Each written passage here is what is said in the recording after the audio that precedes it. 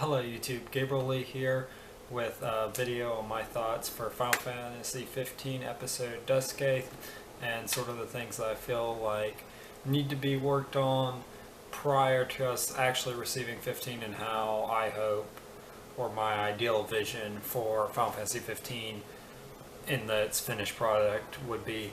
Right off the bat though, I think we can all agree that it is just a really technologically impressive game. It's really beautiful, everything's pretty, the way the characters very reactively move and interact with each other through combat, and it feels weighty just in the way that it looks is very cool. I think in the video there's points when I'm having Noctis run around over these hills and he's sort of reaching down to the ground to like steady himself as he's spinning around to swing a saber tusk, and Prompto at one point in the videos is on his back like shooting at the goblins, and he has to roll over in a very realistic way, and all the enemies when they get hit sort of react like they're really just getting bit into with those weapons. It's really cool. It is just really amazing at what technologically we're doing. This whole game looks like a pre-CG cutscene from 13, but it's all more realistic just in the way that it's lit, so it's even better than that. It's crazy.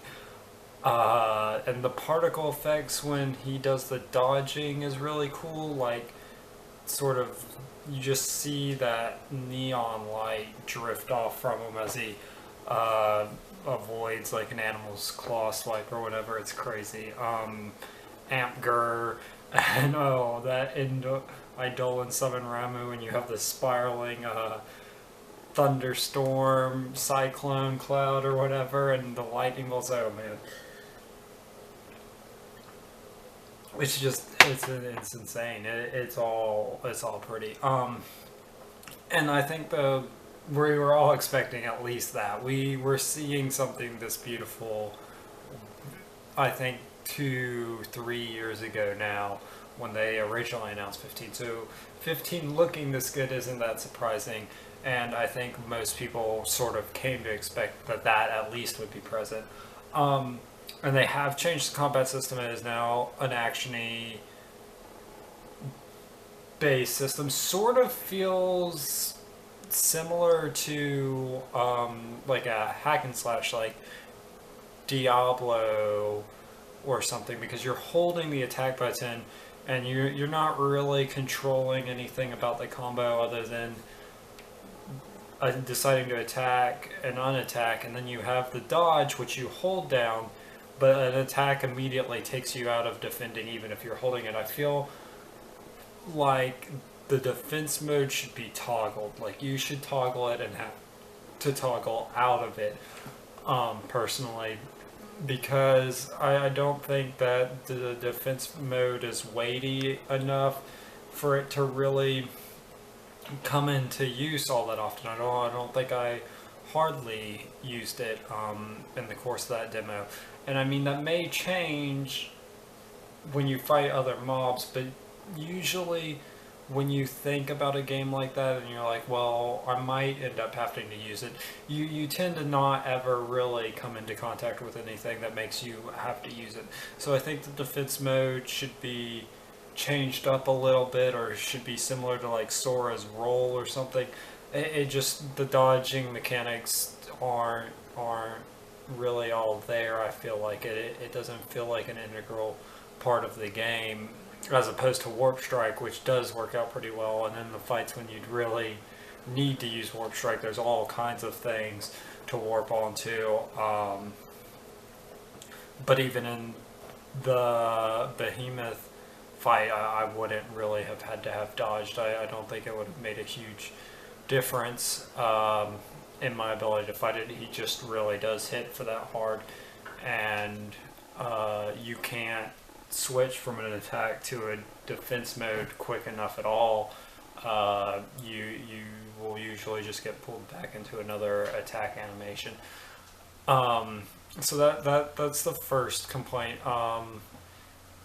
I also hope that there's going to be a wide variety of weapon types. We were shown a fairly good selection for the amount of time that we're playing episode Duske, but even towards the end of that, it was really starting to wear on me that I was fighting everything the exact same way, and that was all there was to it. There was 2 or 3 different types of mobs that I was coming into contact with on a regular basis, and I was just fighting them how I'd been fighting them. There was nothing new, nothing special about the fights. They sort of started to get boring.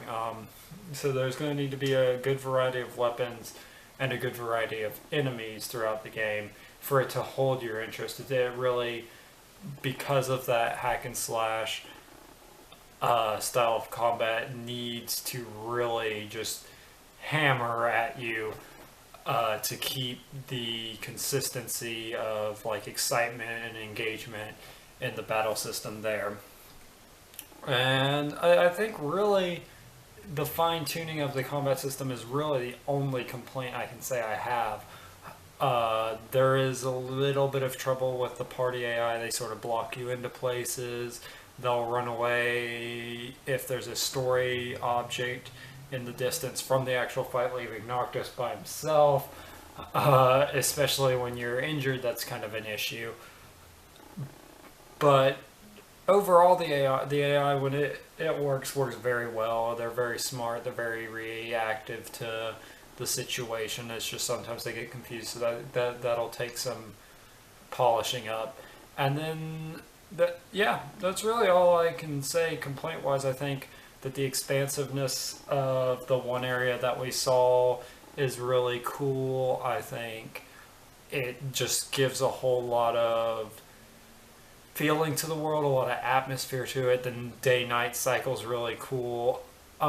Which does remind me of another thing. I hope that we are able to choose which meals to prepare for the camp, because I think that is a tactical decision that should be left up to the players. I think it gives a little bit more depth to the game.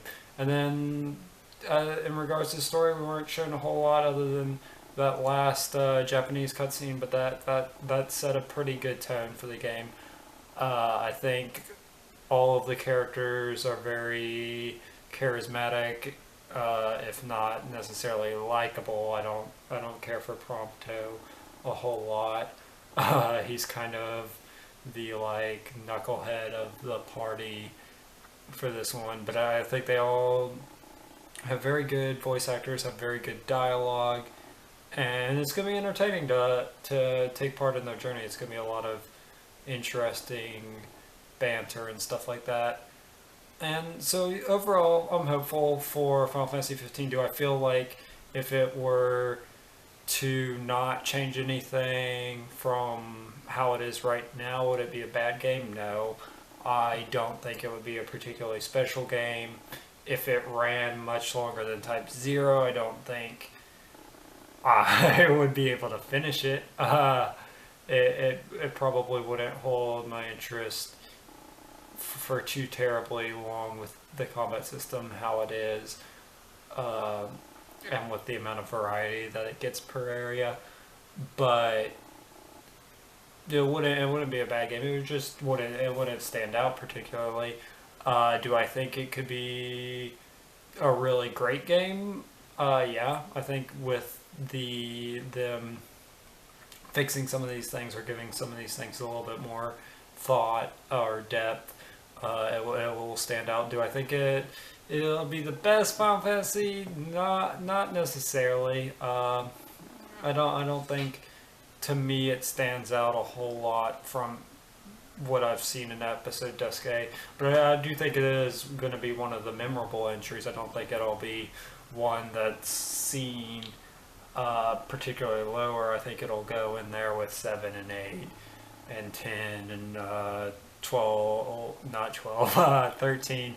I don't think it'll fall into the 9 or the 12 sort of forgettability that they have, though. I know a lot of people who really enjoyed 9. I know a lot of people who really enjoyed 12, so That is entirely my opinion.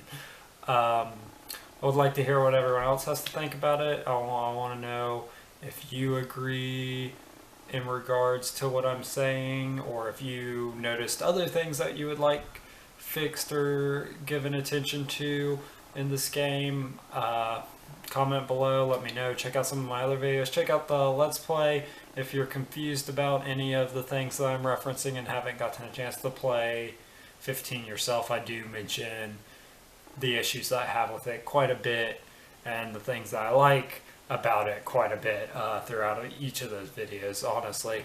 And I think that about covers it. Like and subscribe if you enjoyed this video. Check some other stuff out. Comment if you have anything to add or say about this video. And it's Gabriel Lee signing out. Happy people. Stay happy.